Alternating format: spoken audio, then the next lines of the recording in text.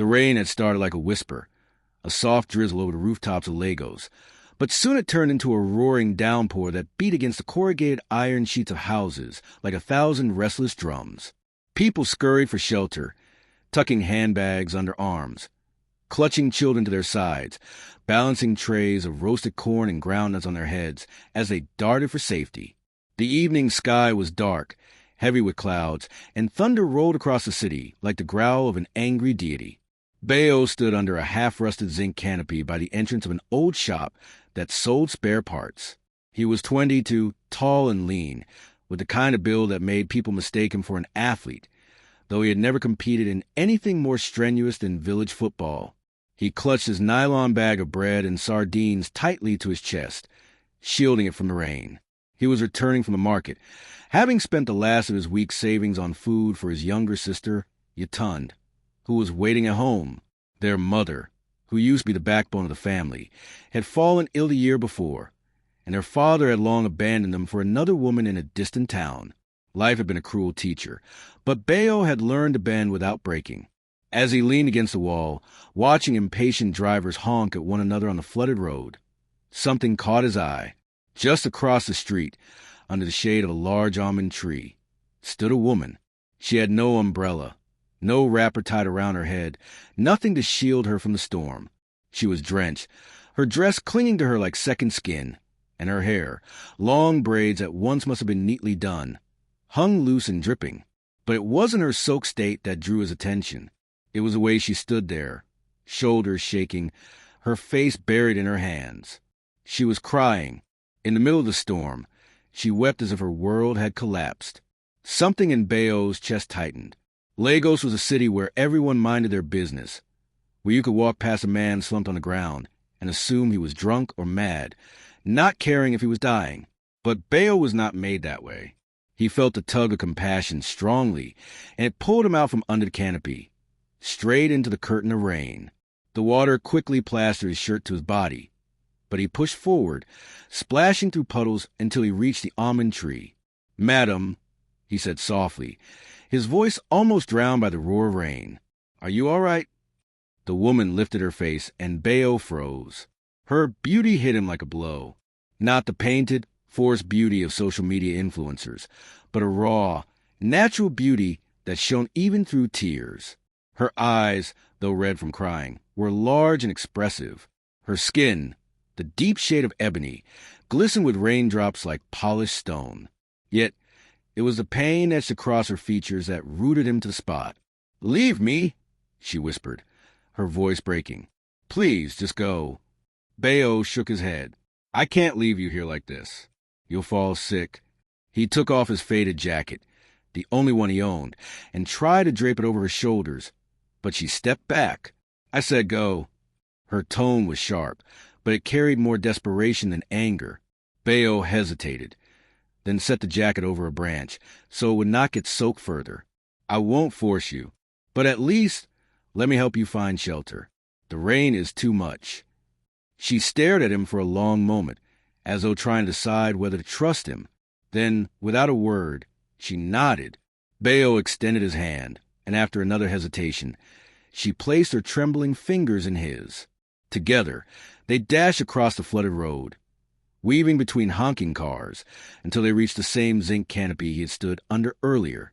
Other people under the shelter glanced at them briefly, then returned to their own muttering conversations. Lagos was filled with stories. Nobody cared to hear another's unless it touched them directly. Bayo gently guided the woman to a corner where she could lean against the wall. She hugged herself tightly, shivering from the cold. "Thank you," she murmured, though her voice still carried a weight of sorrow. Bayo nodded, unsure what else to say. He watched her for a while, the way her chest rose and fell with heavy breaths, the way her wet braids clung to her face. Something about her seemed familiar, but he pushed the thought aside. Perhaps she only reminded him of someone he had once seen. Lagos was vast, yet sometimes it felt like a village. "You don't have to tell me anything," Bayo said finally, his tone gentle. "But if you need help, maybe I can do something." The woman let out a hollow laugh, bitter and broken. "No one can help me. My own family betrayed me. My friends turned their backs. Even God seemed silent. Her words struck Bayo deeply. Betrayal was a wound he knew too well. His father's abandonment had left scars in his heart that never healed. He shifted closer. I know it feels that way sometimes, but you're still standing. That means your story is not finished yet. The woman turned her head slowly, her eyes meeting his. There was a strange intensity in her gaze, as if she were searching his soul. Why are you helping me? She asked. You don't even know me. Bayo smiled faintly, though there was sadness in it. Because once, I wish someone would help me too. And nobody came. For the first time since he'd seen her, the woman's lips curved just slightly into a fragile smile. She looked away quickly, as if ashamed to show weakness. They stood in silence for a while, listening to the rain hammering the iron sheet above them. Eventually, the storm eased into a drizzle. People began leaving the shelter one by one, resuming their journeys. The woman straightened and adjusted her soaked dress. I should go, she said softly. Where? Bayo asked before he could stop himself. She hesitated. I don't know. Her answer unsettled him. He glanced at her bare feet. Her slippers were broken, dangling from one hand. He thought of Yatunda home, waiting for him with hunger in her eyes. But something in him refused to let this woman vanish back into the rain. Come with me, he said suddenly, at least for tonight. My house is not much, but it is better than the streets. The woman blinked at him in shock. You don't even know who I am. What if I'm dangerous? Bayo chuckled dryly. You don't look dangerous. And besides, if you were, then I guess I would already be finished. She stared at him again that same intense way, and then gave a small nod. All right, just tonight. Together they walked through the wet streets, past the noisy Danfo buses and the hawkers already returning to their trade despite the rain. Bayo led her into a quieter part of the neighborhood, where houses stood close together like gossiping relatives, their walls stained with years of rain. At last, they reached his home, a tiny one-room structure with a wooden door and a leaking roof patched with nylon bags. Inside, Yatunda, a girl of 15 with bright eyes and a restless spirit, rushed to greet him. Brother, you took long.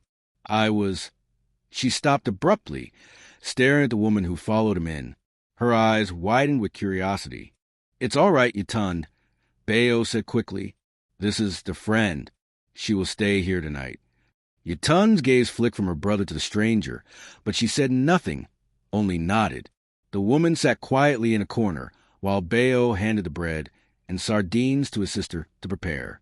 The room filled with the simple aroma of food, and soon they were eating together, though the woman barely touched her portion. What is your name?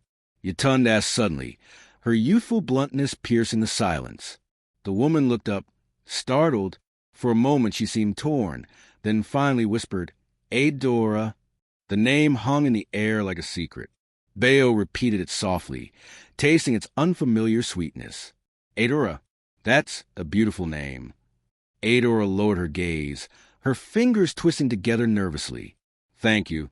That night, as Yatunda curled up to sleep on the mat, Bayo lay awake, listening to the soft breathing of the stranger who now shared their small room. Questions swirled in his mind. Who was she really? What pain drove her into the rain? And why did he feel as though her presence would change his life forever? He did not know that the answers would shock him more than he could ever imagine. The rooster crowed faintly in the neighboring compound, and the first light of dawn crept through the cracks in the wooden shutters. Lagos mornings always carried a particular kind of energy, noisy, impatient, relentless. The sound of women hawking bread, the honking of early buses, and the distant thud of pestles pounding yam blended into a city rhythm that never slept. Bayo stirred from the thin mattress he shared with Yatunda. He sat up slowly, careful not to wake her.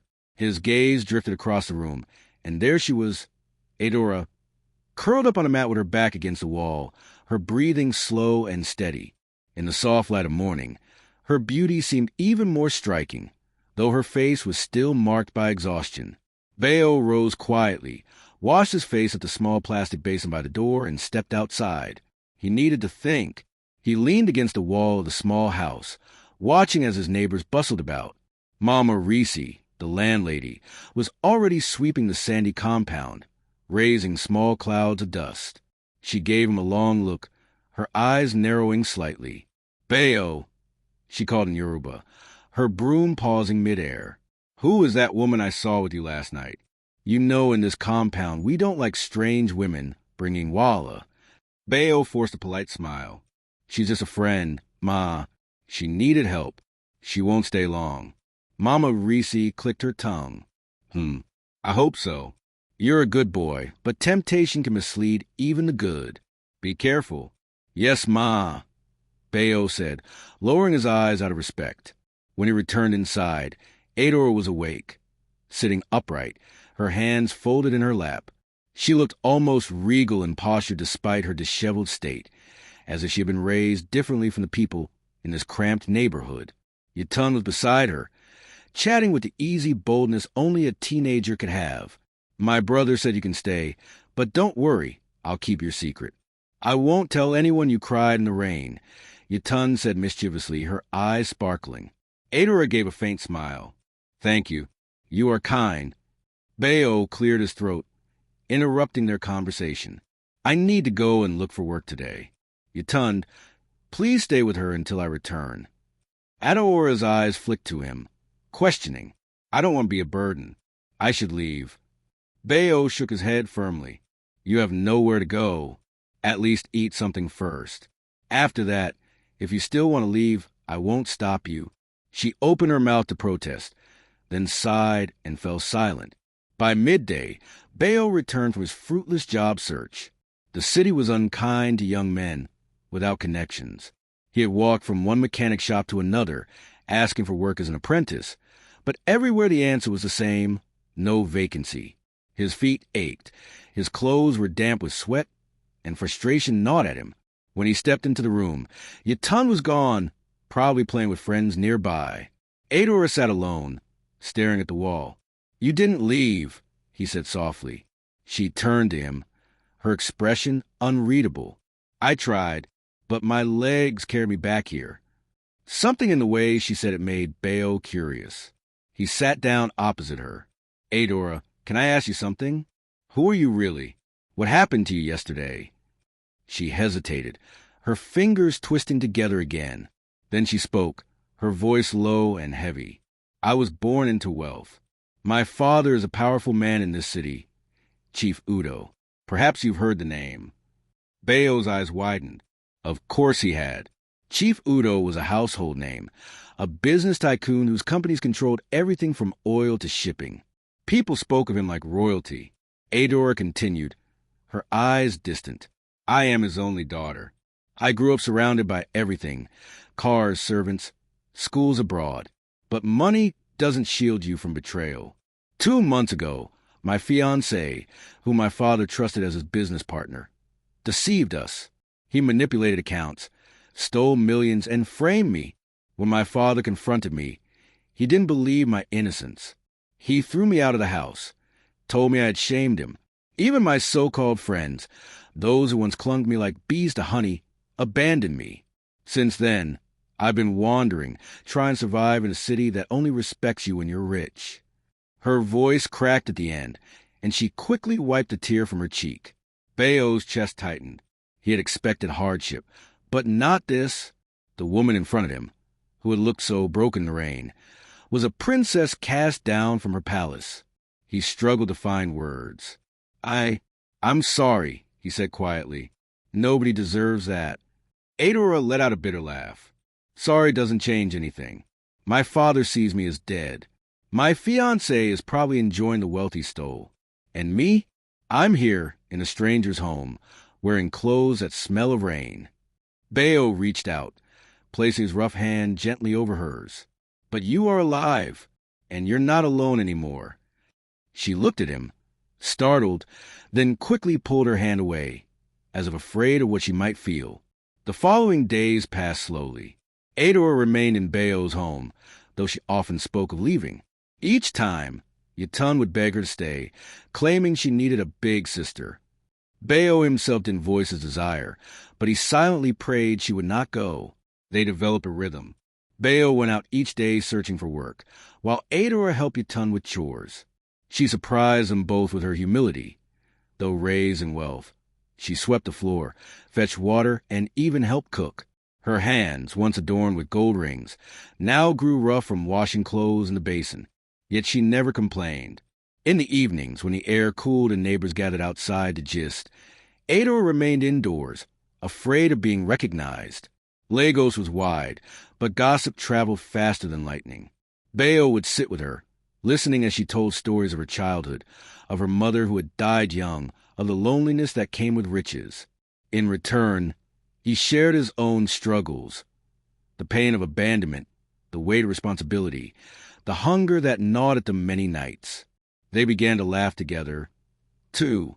Small, cautious laughter first, then deeper, freer.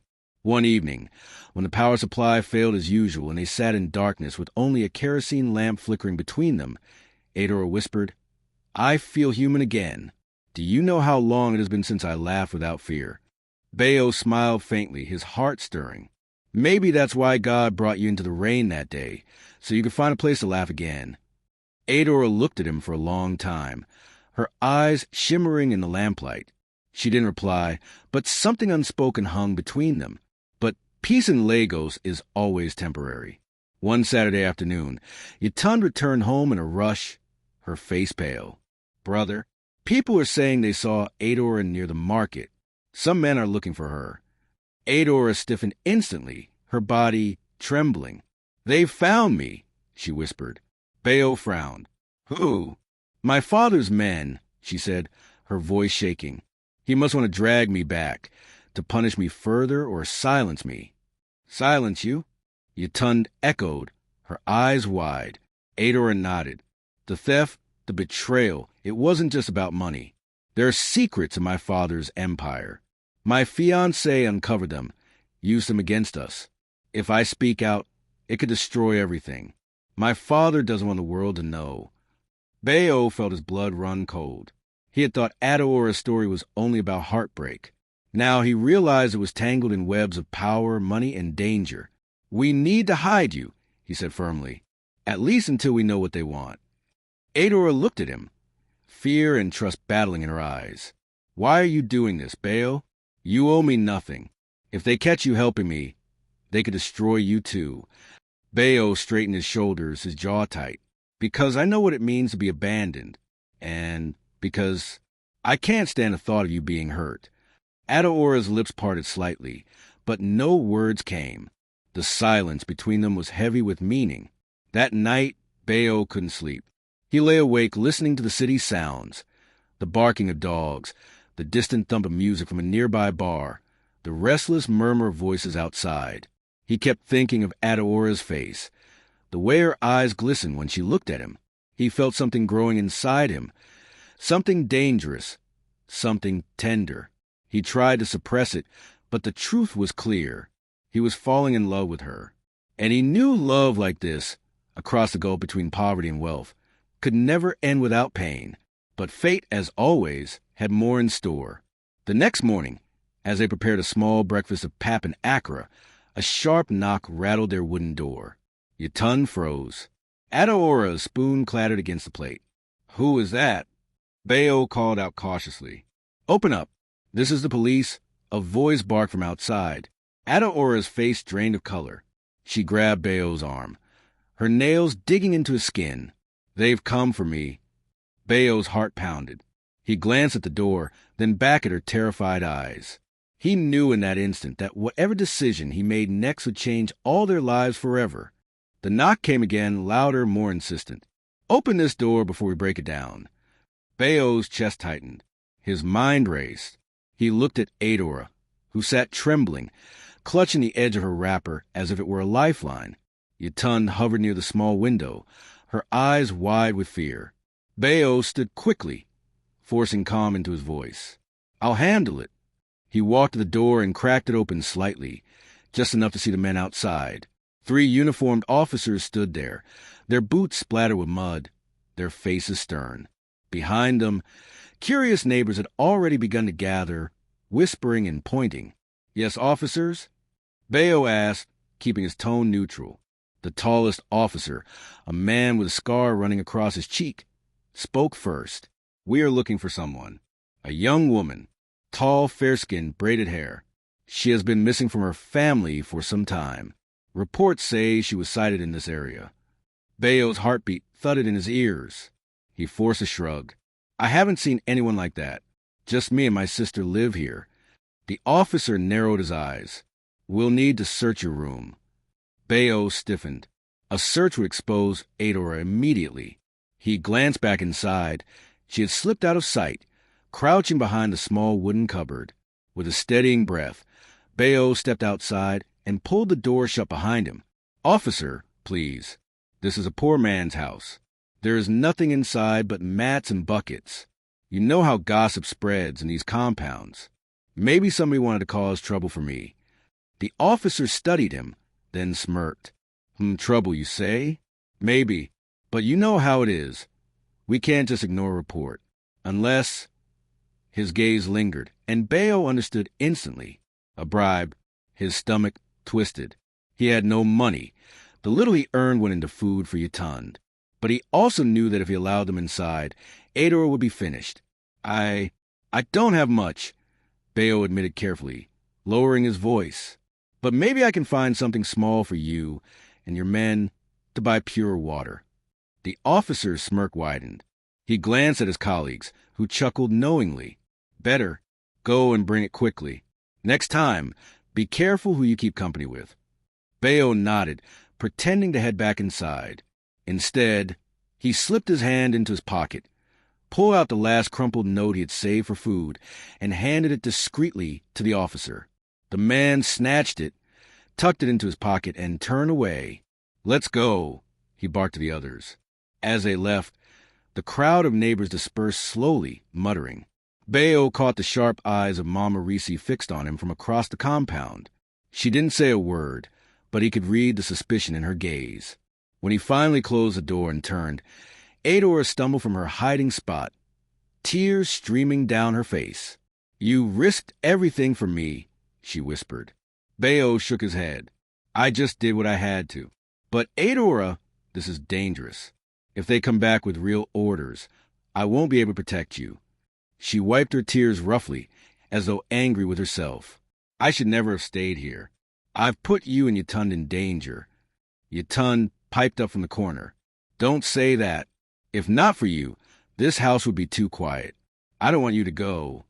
Adora's face softened, but she shook her head. "It's not safe. I must leave before they return." Bayo stepped forward, his voice low but firm. "And go where? Back to the streets?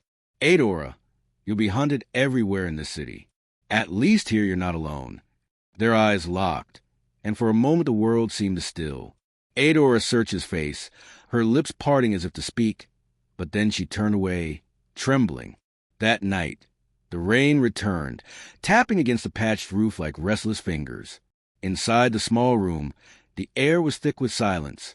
Yatund had fallen asleep, but Bayo and Adora sat awake, the kerosene lamp casting shadows across their faces. "Bayo," Adora said softly, breaking the silence.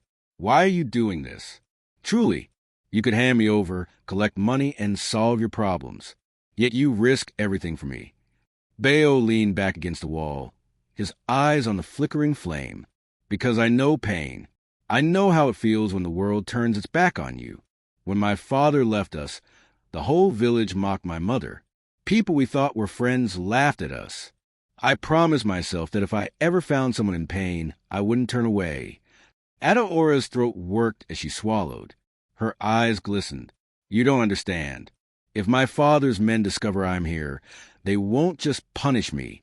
They'll punish you. They might burn this house down. People like him, they have no mercy." Bayo turned his head slowly, meeting her gaze. His voice was steady, but his words carried the weight of his heart. "Then let them come. I'd rather stand with you in danger than watch you suffer alone." The words hung in the air, trembling with meaning. Adora blinked rapidly, tears spilling down her cheeks. Before she could stop herself, she reached out and touched his hand. "You're too good, Bayo, too good for this world." He held her gaze, and in that fragile moment, something shifted. It wasn't spoken, but both of them felt it. The quiet birth of love amidst fear. But love is never simple, especially in a world ruled by power and betrayal. Days passed. Adora began venturing outside cautiously, always with her wrapper tied low and her head covered. She accompanied Yatun to fetch water, helped Bayo mend torn clothes, and even tried to sell acre at the roadside with Yatun one morning. The neighbors began to notice her presence more openly. Some whispered admiration for Bayo's fine guest. Others whispered suspicion. One evening, as Bayo returned from a long day of searching for work, he found Adora waiting outside the house. Her expression was troubled. "What is it?" he asked quickly. "I heard 2 men asking about me near the market," she said in a hushed tone. "They described me exactly.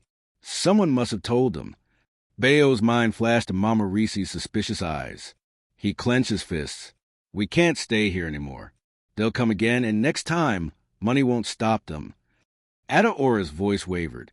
"Where can we go?" He thought for a moment, then said, "The village. My mother's family home is still there. It's far from Lagos, deep in Ekiti. Nobody would think to look for you there." Adora hesitated. "But will your people accept me? A stranger with a past like mine." Bayo gave a faint smile. "They've seen worse. And besides, if you are with me, they will accept you." That night, they packed what little they owned into a single bag. At dawn, before the compound stirred, Bayo, Yatun, and Adora slipped away. They boarded a rickety bus heading out of Lagos, the city's chaotic skyline fading behind them. The village was a world apart. No noisy danfos, no honking cars, no neon lights. Instead, there were red, dusty roads, tall palm trees, and the rhythmic crowing of roosters. Children ran barefoot, chasing goats. Women balanced clay pots on their heads, their laughter ringing in the air. The smell of roasted yam drifted from small huts. When they arrived at Bayo's late mother's compound, the old relatives welcomed him warmly, though their eyes lingered curiously on Adora. Rumors quickly spread. Bayo had brought home a city woman, a beauty like no other. Life slowed down in the village. Adora learned to fetch water from the stream, to cook with firewood, to greet elders respectfully. The villagers, at first skeptical, began to admire her humility. Some even teased Bayo, calling her his wife. Each time, Adora blushed and looked away, but Bayo's heart swelled with a mixture of hope and fear. One evening, as they sat under moonlight, Adora whispered, "For the first time since everything happened, I feel safe." Bayo looked at her, his voice gentle. "That's all I wanted, to give you peace." She smiled faintly, then added, "But peace cannot last forever. My father's reach is long. If he truly wants me, even this village won't hide me." Bayo's jaw tightened. "Then we will fight, whatever it takes." Adora turned her head, studying him in the pale moonlight. Her heart ached with emotions she couldn't name. She had fallen for him, this poor, kind-hearted boy who gave her more love than wealth ever had. But she also knew the storm was not over. And indeed, the storm arrived sooner than she expected.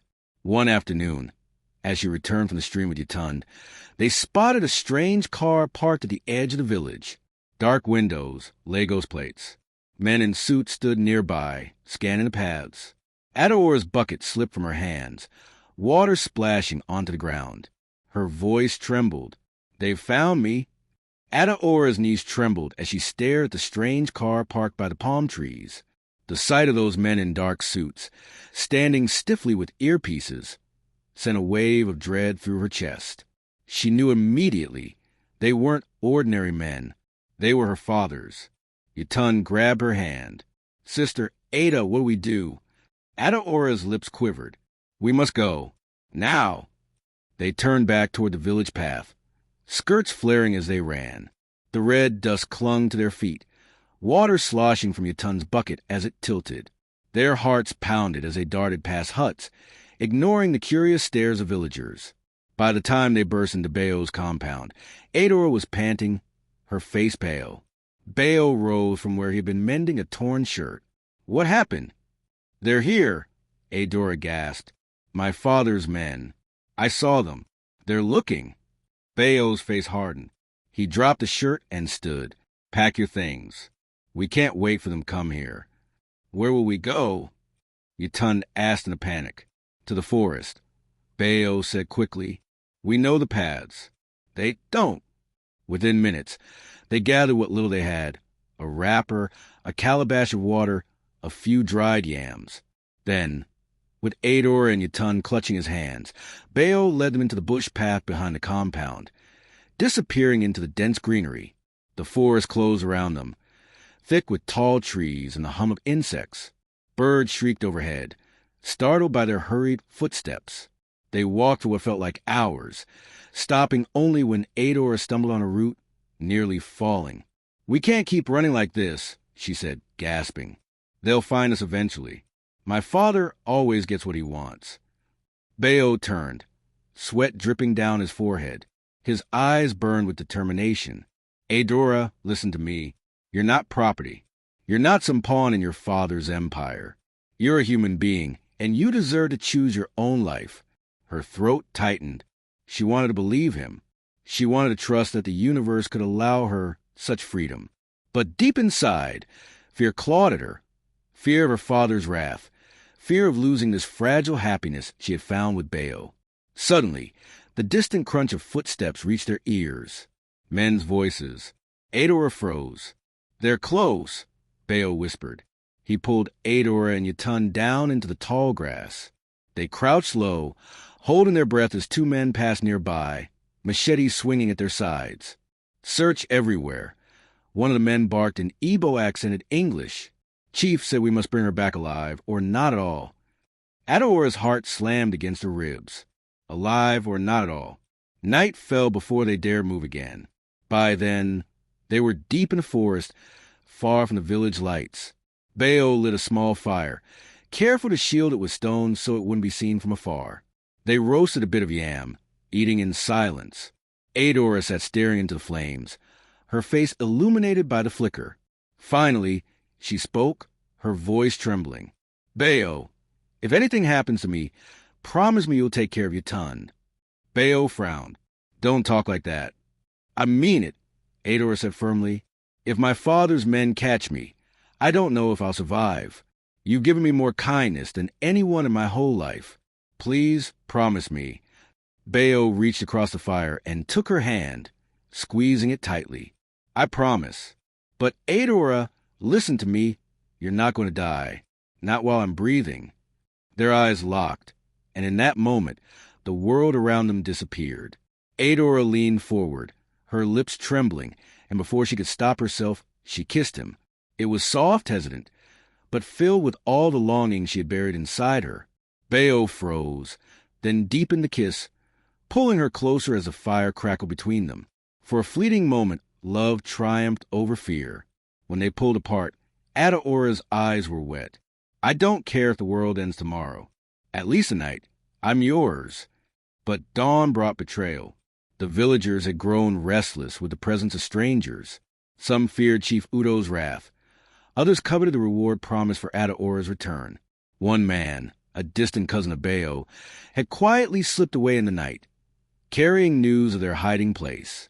By morning, men in suits and police uniforms surrounded the forest edge. Dogs barked, guns gleamed. The hunt was over. Bayo heard them first, the crunch of boots, the snapping of branches. He grabbed Adora's hand. Run. They dashed through the undergrowth, Yutun stumbling behind. But within minutes, armed men emerged, blocking their path. Scarface, the officer from Lagos, stepped forward, smirking. End of the road, he said. Chief is waiting. Adora's body shook, but she lifted her chin defiantly. Tell my father I will never go back. Scarface sneered.